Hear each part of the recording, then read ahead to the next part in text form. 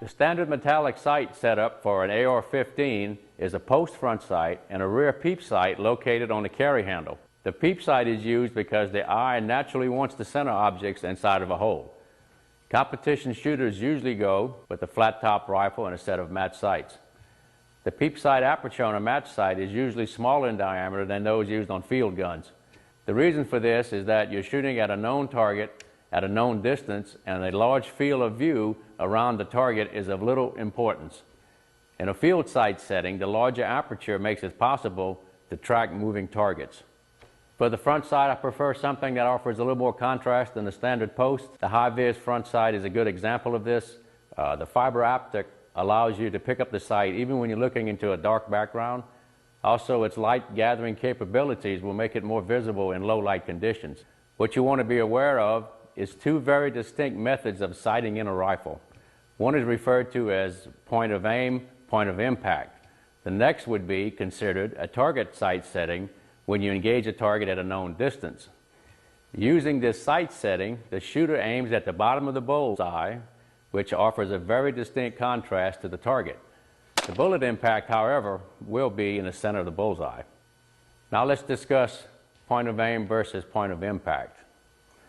What I have here is my competition rifle, and I set my sights at 200 yards. So to give you an example of what really happens with this sight setting, the sights are looking dead on at the target at 200 yards. So what you want to realize is the instant you fire that shot and that bullet leaves the bore, it's going to start falling to the ground. So to keep it on target at a long distance, you have to elevate your bore. Sights are set at 200. You notice the barrel is aiming actually up somewhat.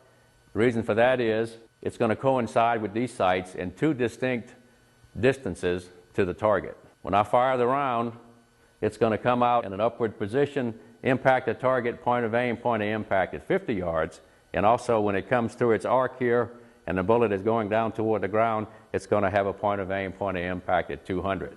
So at both 50 and 200, the bullet hits exactly where the sight is looking.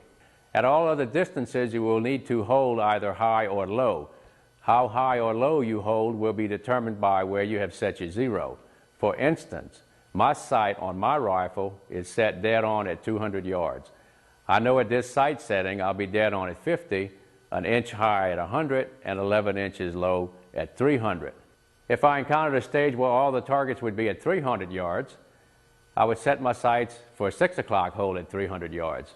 This would allow me to place most of the target on top of the front post instead of covering the target with the front post. If I had to shoot at closer distances with this same sight setting, I would have to aim under the target, which is a lot easier to gauge than trying to obscure the target with the front post and hold over.